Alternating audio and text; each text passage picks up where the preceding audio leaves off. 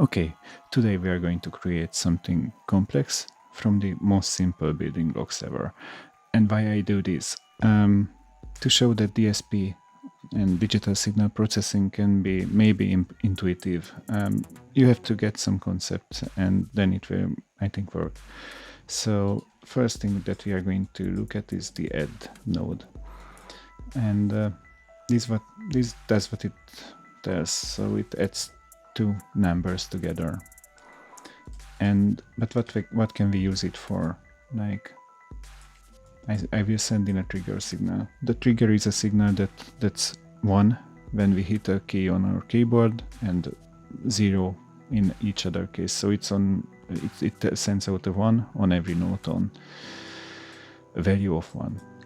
So let me create a signal value node so that we can see the signal and the scope, so that we can visualize what we do as well. We don't need sound for now. So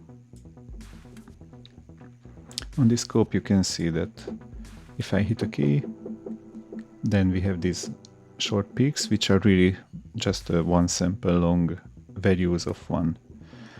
And the maximum value is 1, the minimum value is 0, that's fine. The add does nothing, so basically this is just a trigger. But as soon as we create just a simple cone which really does nothing, we just plug in the output of the add node and plug it back to the input. Just think of it, what happens now. The 1 comes in, 1 goes out, but 1 comes also here, and here is a 1 sample delay because we have a feedback. So we fed it back into itself, there's a loop here, so Alpha Forever inserts a delay, a 1 sample delay automatically. So 1 comes out here and goes back to the input. And here 0 comes in, but here we have 1. So 1 will come out once again, come into the cone, delay 1 sample, and go back to the B input. 0 is here, but here is still 1. So this is this will be a memory. So I did hit only 1 note, and the output value is 1 constantly. I have to disconnect it to jump back to 0.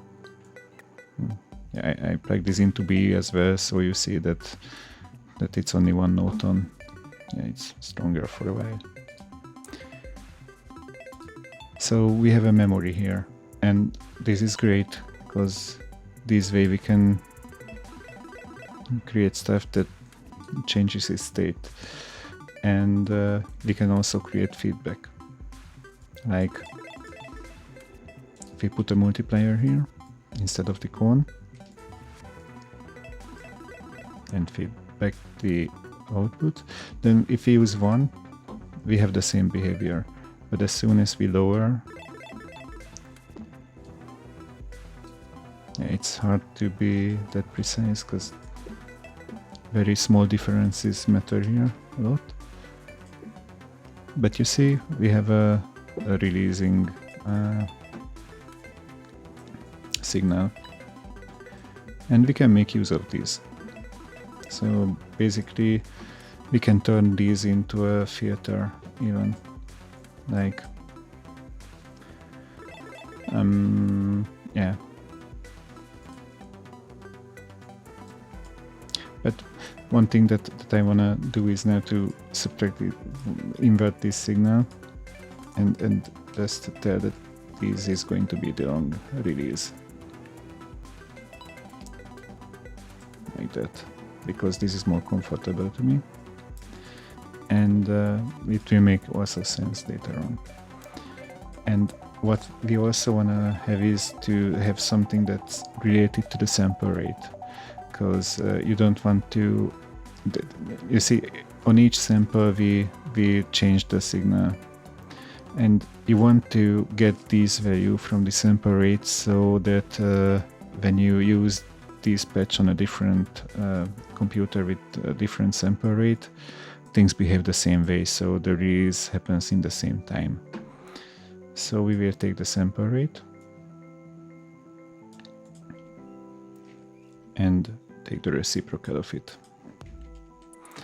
And for this I'm going to use this node, the 1/x node. And here we have a pretty long release.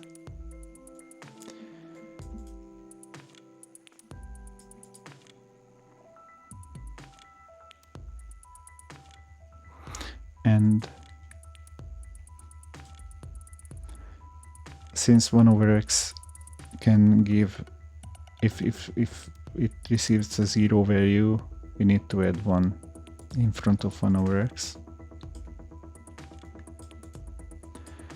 And we can also multiply the sample rate by any value.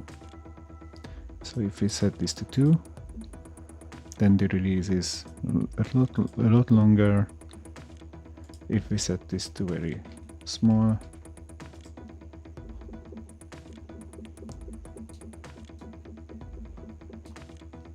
then it gets finer. So I think that I'm gonna do this, and we'll assume that this is 1 millisecond, and create another multiplier, and that will work as, let's say, this. Let's assume that this is 20 milliseconds or 40. So this is a release, and this is almost an envelope follower. But let's calibrate this. How do we know that this is 40 milliseconds or 20 or I don't know? We should create something that can measure time. And for that we will use the add node once again. And we will send in, not even the trigger, we will send in the sample rate. And we will divide the sample rate. We will divide the value by the sample rate. And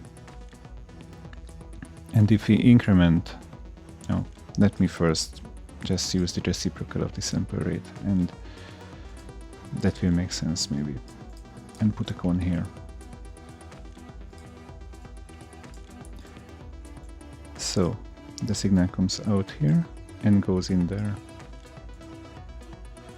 Rather first just the trigger comes in, and this way we can count the triggers.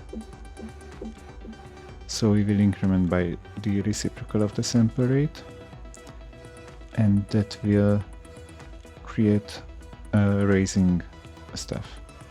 And since this is the reciprocal, since we increment always by the reciprocal of the sample rate, this always reaches the value of 1 in 1 second. So as soon as I plug this in, the output gets 1 in a second. So we have something that can measure time. If we multiply the sample rate by a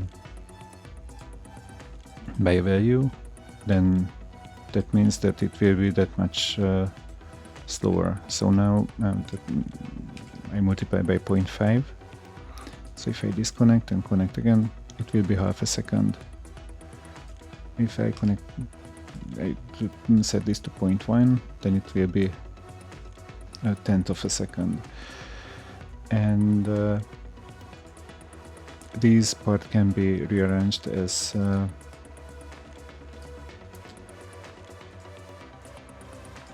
the frequency divided by the sample rate. And I will put this into a designer and call it DT, data time, or this is the output, and this is the input, and it's gonna be frequency, and this is going to be DT. And if we set this to 100, then this will refer to 100 Hertz. So what we need to do is to reset the dispatch when when we reach 1.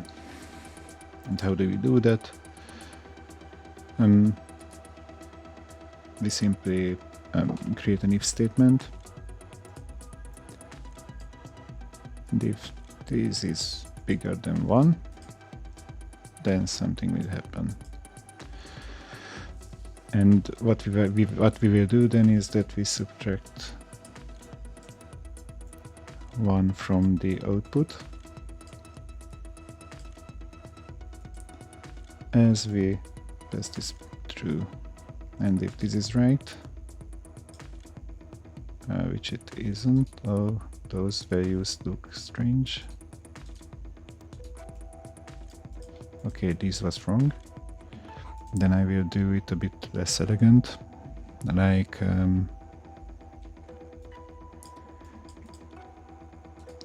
I put a subtraction here, and these will be fed back there, and the subtraction will receive this value. And yeah, and as soon as this output is higher than 1,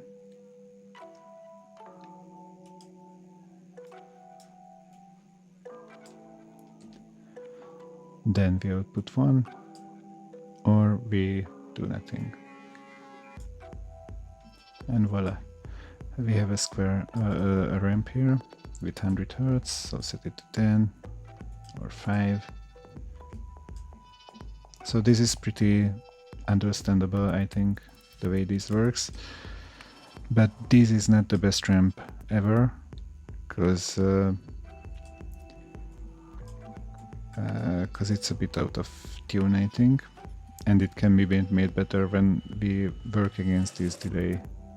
So we have to, if we add dt like this, then it's a bit more nicer.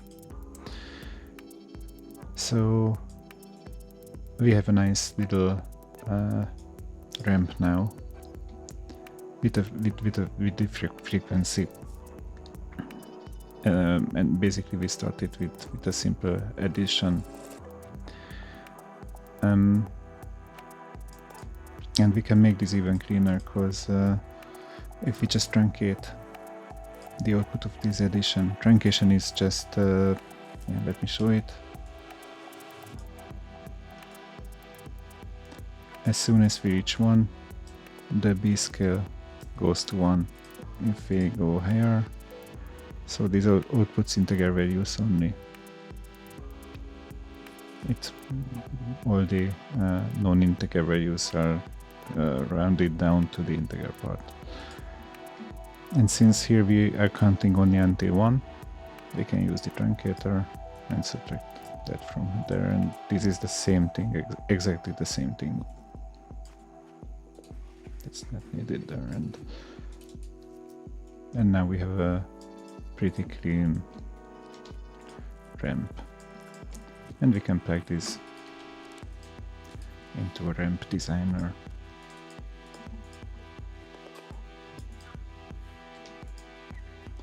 Input, and this is the output. And this is exactly the same as the Wave LFO in Alpha Forever. So this is proper stuff. And if we set this to 1, then we have a 1 Hz frequency, which tells us that this is that the length here is 1 second. So the periodic length of this is 1 second. And if I just output the output of the truncator, then we have something that just measures the seconds, and we can also get the scope, so it's always on the start. And we can plug these into our envelope follower. This is not that yet, but our feedback. And let's say that our goal is to match these to 1 second, which is 1000 milliseconds. And as we can see, it's pretty it's pretty much off. So we multiply this by a value and just tune this to 1 second.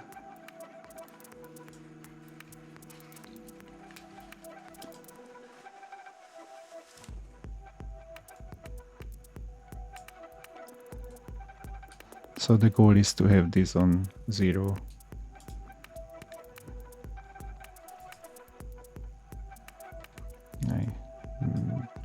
I did something wrong.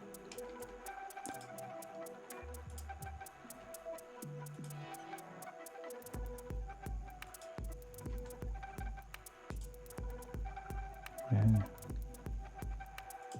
We are getting there. And this is about right. So yeah, we tuned these to some release value. And this is about a second.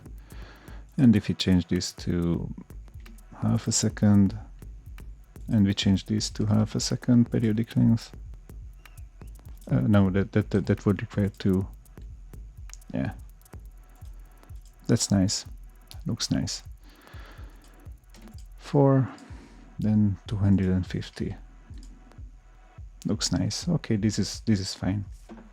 So now we have a release tail here, and soon I will want to clean this up.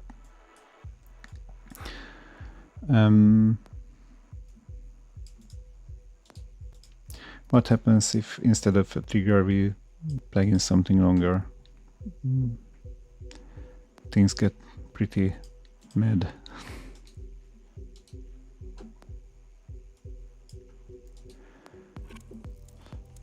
We have a release tail there, but with a value of 1920, so that's not fine.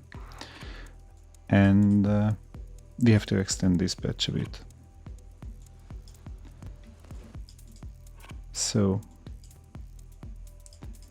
here we subtract 1 - 6, and if we multiply the input with the inverse, then we will keep the values in between 0 and 1. And as you can see, we have quite a nice envelope follower like thing, but this really is just a low pass filter at the moment, a 1-pole low pass filter which is tuned 2 milliseconds. And how do we change this to be an envelope follower? Because that's what we are doing, obviously. Then we do have to check if the output of this system, so if this output is smaller than the input of the system, and if the input is smaller than the output, then we are in the attack phase. So then we need to use the attack value. If it's smaller, then use the release value here.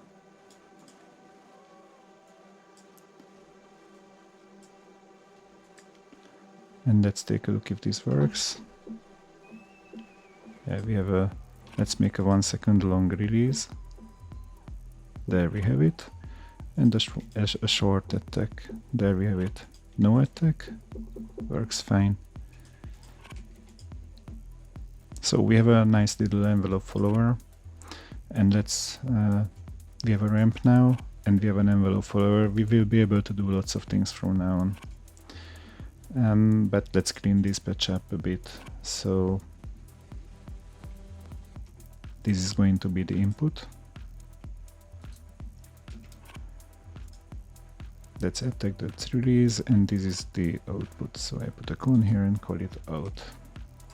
And take this whole patch like this, cut it, create a designer, call this envelope or env.follow. Paste this, and yeah, probably I want to clean this up a bit more by taking this part and call this one pole, because this is a one pole filter. So input is X, this input is the I call this G, like gain, could be also like coefficient, and this part is the output, call it Y. So input goes in, output goes out, and output goes there. And these nodes are not needed anymore, so this gets cleaner. And this part is the coefficient, and this part is the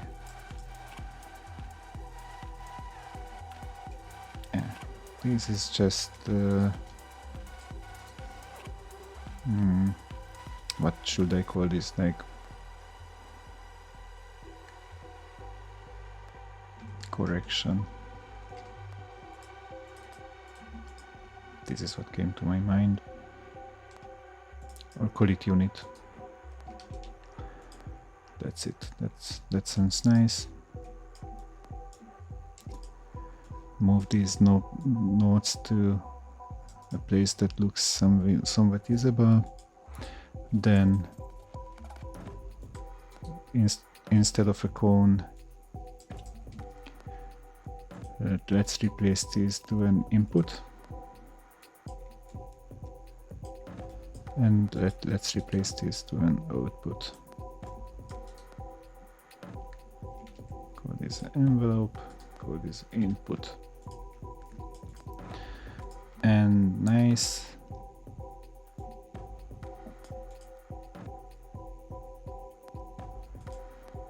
What else? Yeah, we need attack and release values. Input for attack, input for release. And yeah, we built ourselves a nice little envelope follower, but let's plug this here and let's put this addition here because that looks nicer.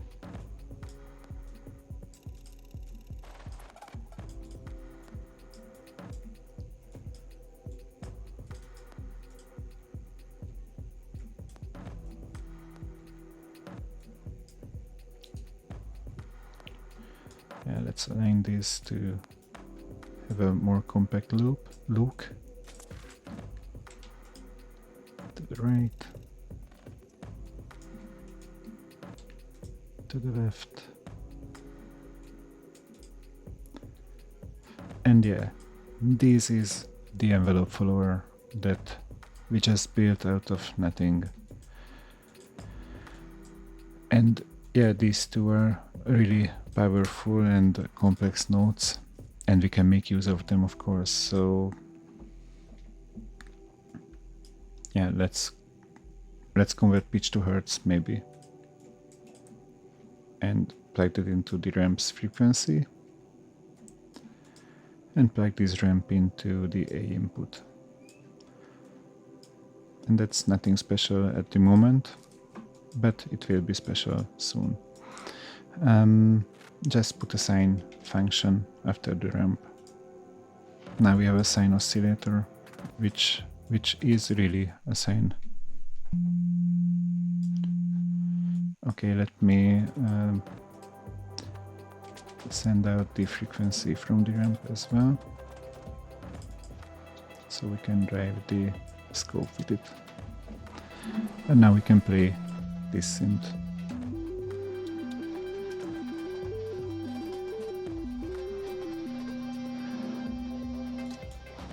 And this just works.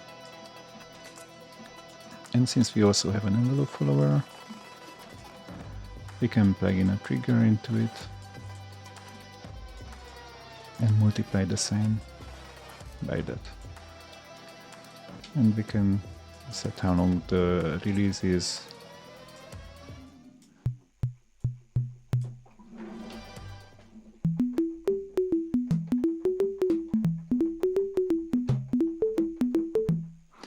Nice. And if we plug in the gate, we can also set the attack time, like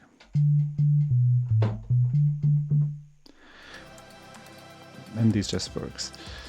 On the ramp we can also reset the phase if we want to, but currently I'm not going into it.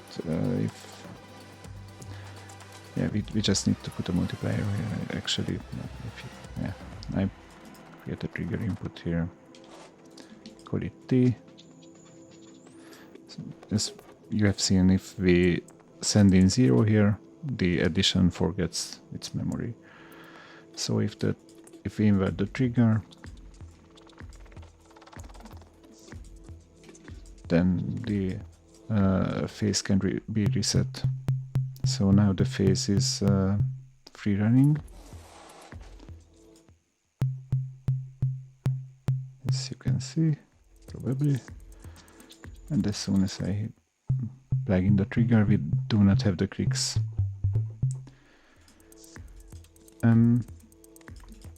So we can call this sine or OSC sine, and then pitch 2 Hertz, pitch comes in, and a trigger for reset, and out goes the sine function or the sine wave. Nice, we have a sine oscillator, we have an envelope follower. What if we want to create an ADSR, let's say? Let's take a look at this. Then we need the gate, which goes up and down like this. And we can instantaneously know that it needs some attack. So here's the attack phase. Done. We have attack. Nice. What else do we know? We can have release.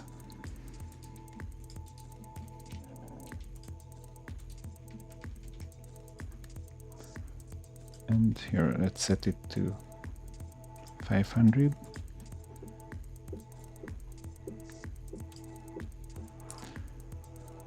Nice. So one thing that we know is that the length of the attack. So when the attack reaches this one value, so if we are done with the attack phase, which is 200 milliseconds, then we want to change the level of the input to sustain, because sustain is going to be just a multiplication.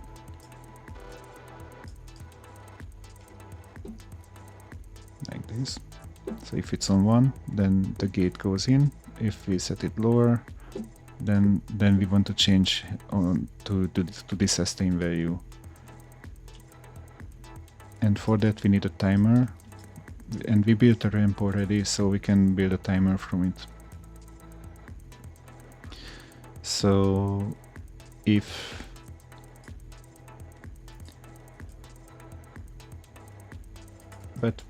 I'm gonna make it easier, so it's faster to do from the start, because all we need is to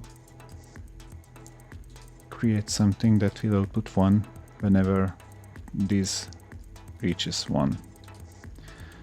So let me clean up this part a bit, we will bring it back later. So we need a timer, and for that we need a MIDI note to have something to reset the timer.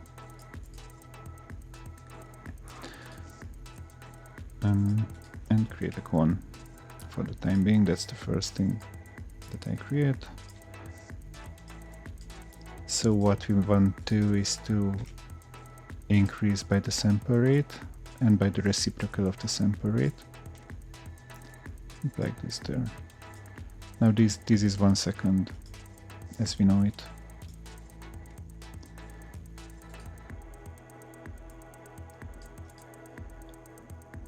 So let's multiply this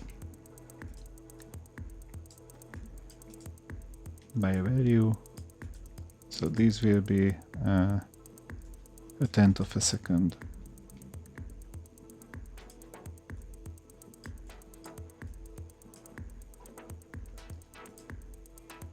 So basically we need to divide, and this will be 10 seconds then.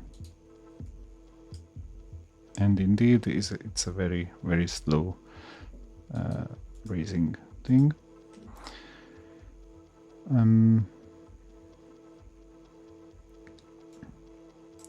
But what I don't like here is that we divide, and if I set this to 0 that won't work, so I keep this on multiplying and take the reciprocal and add 1 to it.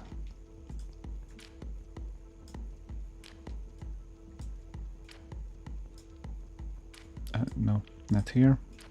So before the reciprocal we will have 1. We will add 1. This way we have no division by 0. And yeah, if I set this to 10, that's 10 seconds, so we are fine. Rather 11 seconds, but no division by 0. Nice. And we want to have this shorter, so we want to have this in a millisecond range, so I multiply this by 0.001. Let's take a look at this again.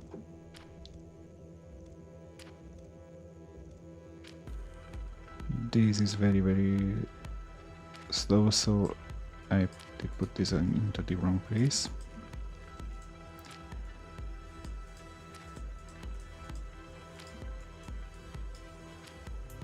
Like this.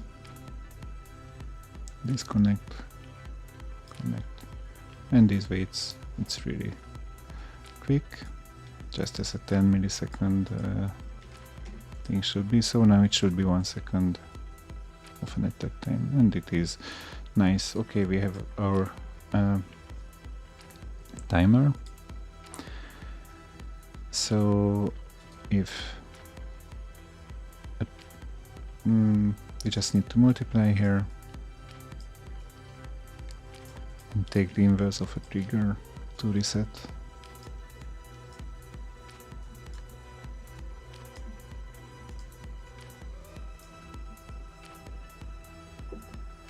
And we can reset it anytime. And if this is higher than 1,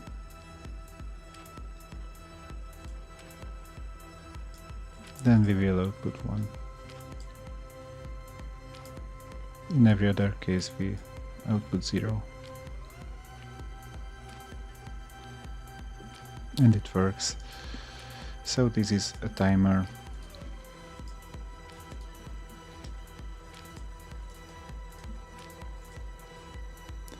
And it needs the time, which is going to be t, and needs a trigger, which is going to be t. And the output is just a gate, basically.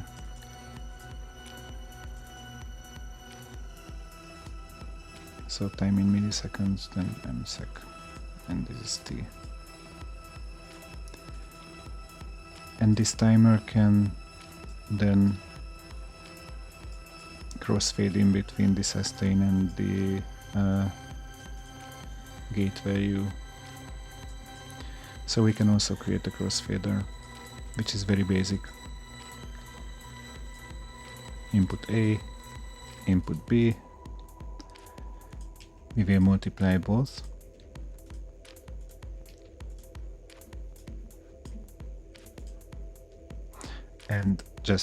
And we will need x for the crossfade value. And just think of it. If we multiply one with x, let's say b, then if x is 1, b goes out. If x is 0, then b is not going out. But then we want a to go out, so just simply subtract x from 1. because if x is 0, then here this value will be 1. If x is 1, this will be 0, so we invert it. And this way we can add these two together. And we have the output. Nice, and this is a crossfader. And basically here we can just crossfade between the sustain value, which is on 1,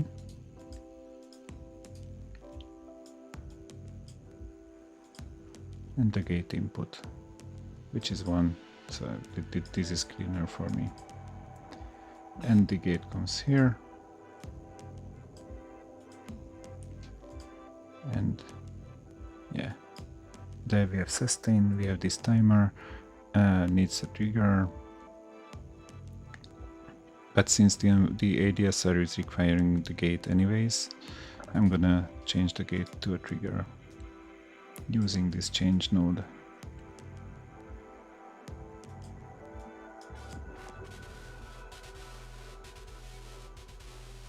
Like this. So here if the trigger is, if the gate is high, then if the gate turns to high, this change will output 1, and we will multiply the gate with the 1 value that outputs 1. If the gate gets low, then this is 0, so the multiplication will be 0. We only have a value when the gate is going high. I will call this G to T.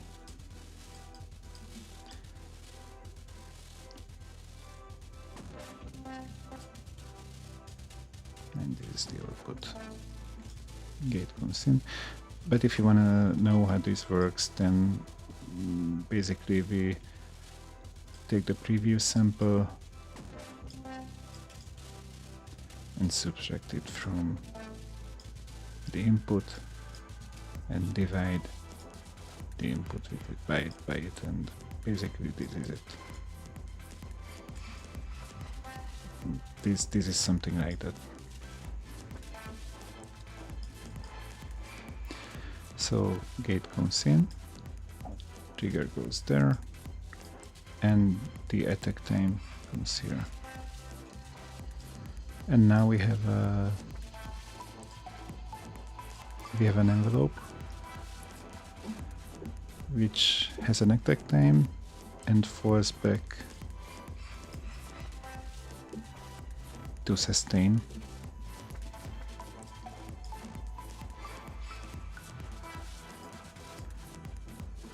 But with the release time, which is not what we want. So we will have to use the timer once again and crossfade the release time. But not even. I mean, we only need the crossfader. Sorry. And if the gate is on, so gate once again. If the gate is, if we have the key pressed, then we want to have the decay, which is B. And if the key is released, then we need the release value, and this goes into the R. And now I can set a different decay and release value.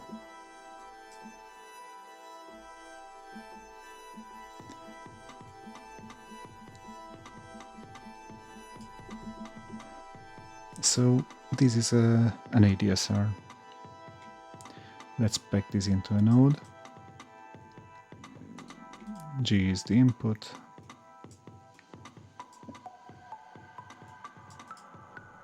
And the rest is just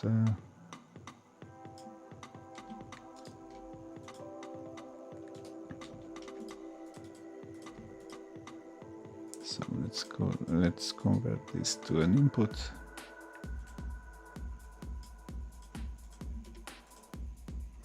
Like this.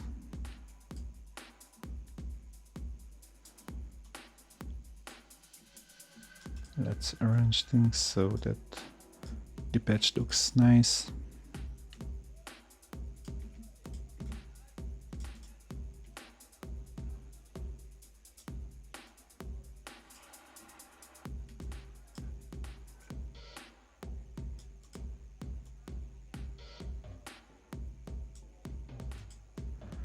And let's turn these into inputs. So the attack should be an input, the release should be an input, but in different order. So the decay should be an input, the sustain should be an input, and the release should be an input.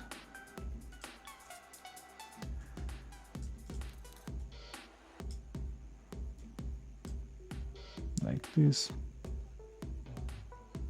and this, and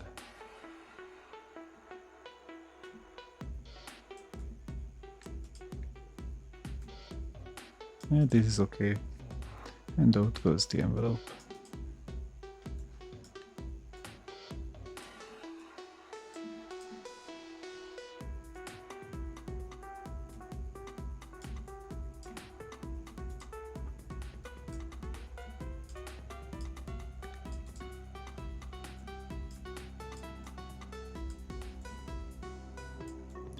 So yeah, we have an ADSR. Okay, the names are too long, so ADSR,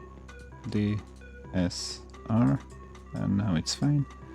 YA1, where did we have an A value? Okay, then go this one and this A. And now it's okay. Now we have an ADSR and we can create the knobs.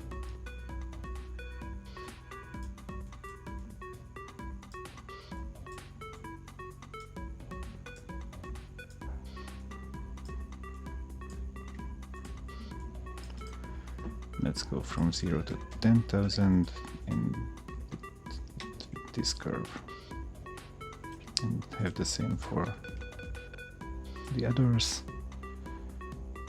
This is a release, just R, and here we go.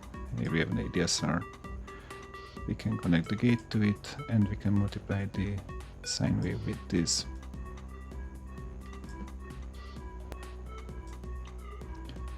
Where is the same oscillator? Here it is.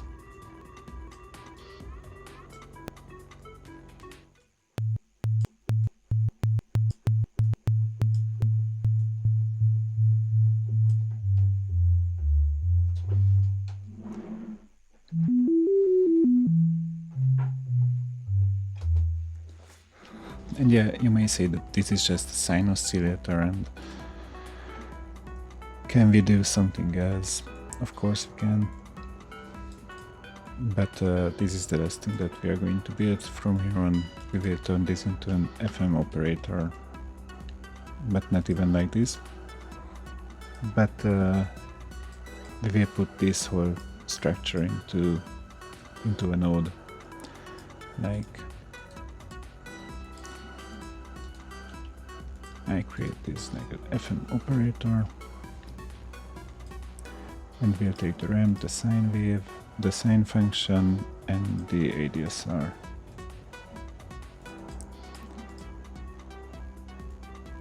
And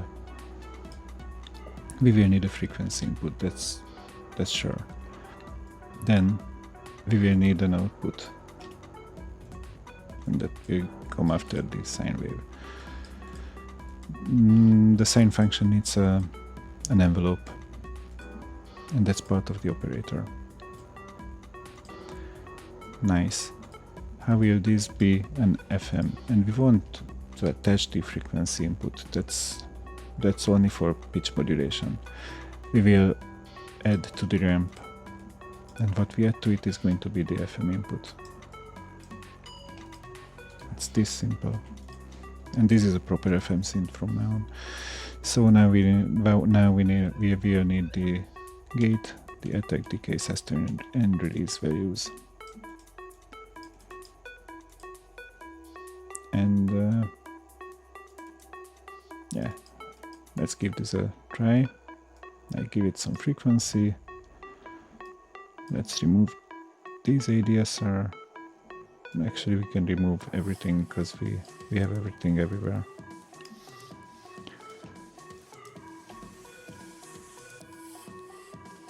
And yeah, pitch to hertz, pitch, gate,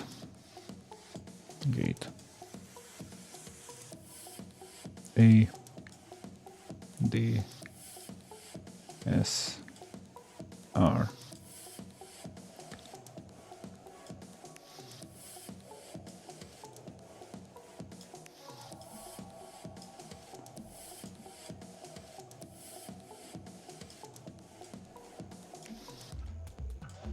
And out.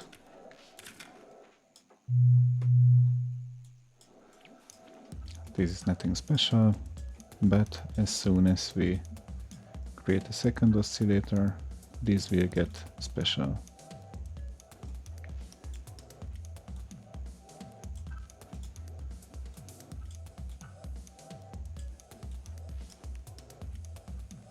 So this oscillator can frequency modulate the previous one.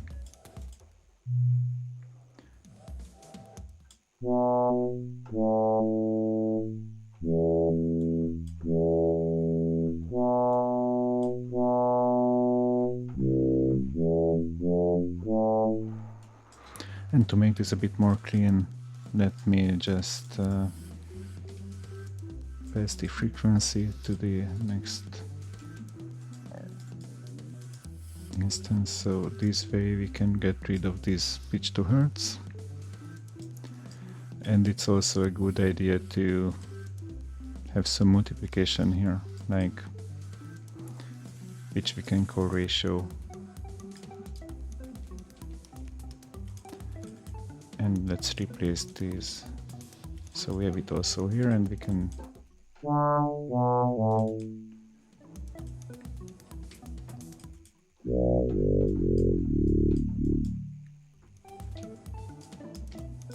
one of my keys gets stuck.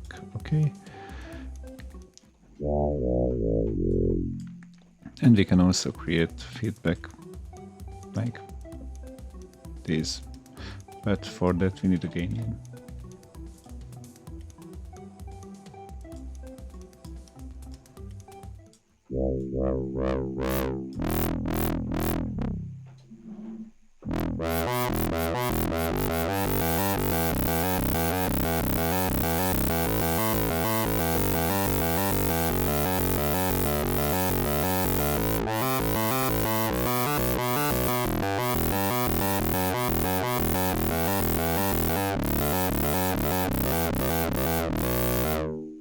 And you find these a bit harsh, then you can also create the classic feedback or FM feedback just by adding the previous input to the current input and multiply by 0.5.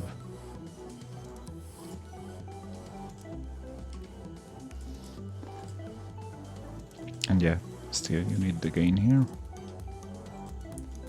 So FB.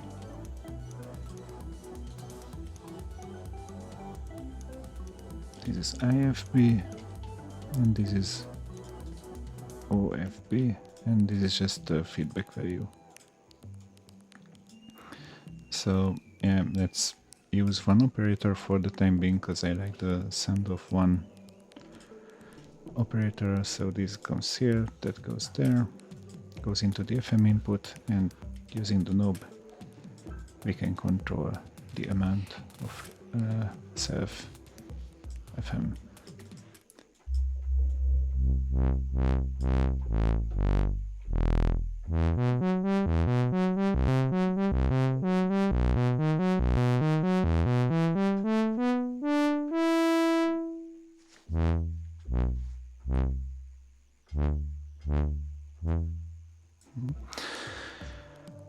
So that's all for today.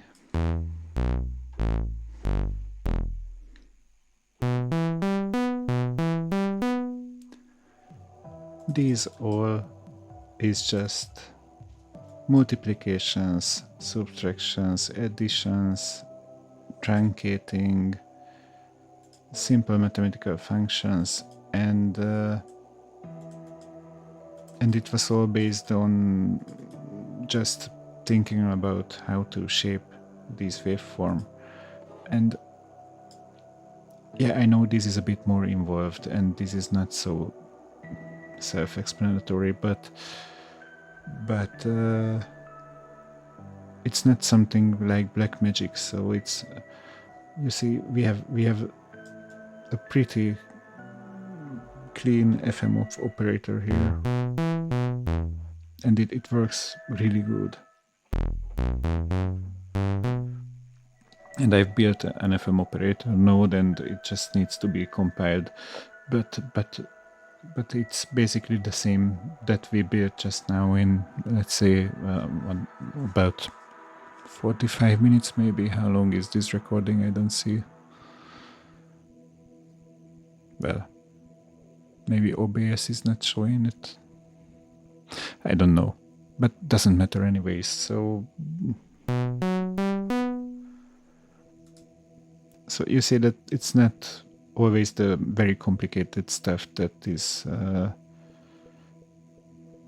that comes to hand, or that is useful. Sometimes you just need to think a bit of what you want to do and what you want to achieve, and if you have a goal, then you can reach it. And you can even create realistic sounding pianos or realistic sounding snare drums or stuff, but you can also create FM operators with using maths only, without going into the detail on what to do exactly. The only part that is not obvious is this, is why this works. And this really is a key to have a working FM operator, but these things are just something that you get with experience. When you read after stuff on how FM is made, you could get a pretty similar sound to FM by modulating the frequency input, but this feedback part would not work then. This only works this way. I struggled a lot by realizing this, and if you use the classic frequency modulation thing, then self-feedback will always detune. But this way with phase modulation, because this is in reality this is phase modulation, these do not detunes. And you can turn on polyphony, you can make this unison with 4 voices or whatever you like, and you can also detune the pitch of each unison voice.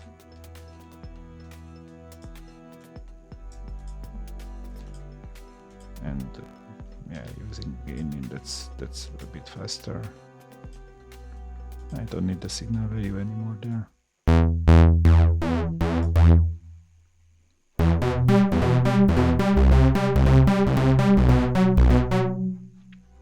This is maybe too loud, but you get the idea. And without a filter, and it sounds pretty nice.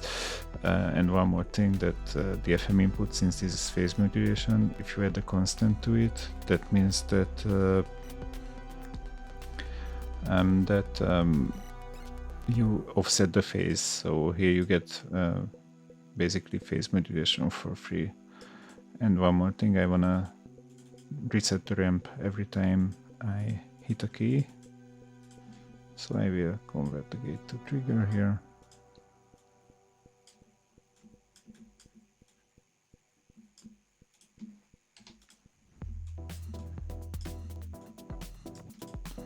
Like this. So now you hear fringing, and we can just by offsetting this feedback input by a random value. And for this, let me just use a random node, so do not create pseudo-random stuff. In between 0 and 1, we just need to add there. And now we have random phase offset on each unison voice.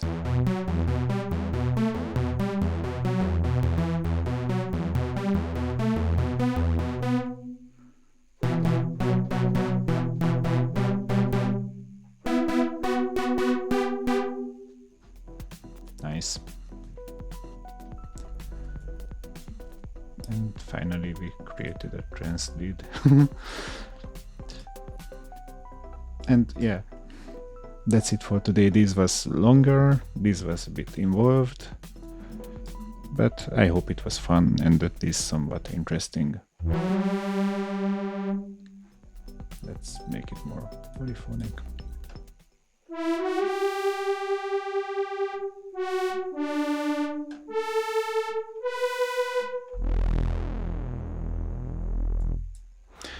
I almost played it, but this way maybe it won't be copyright claimed.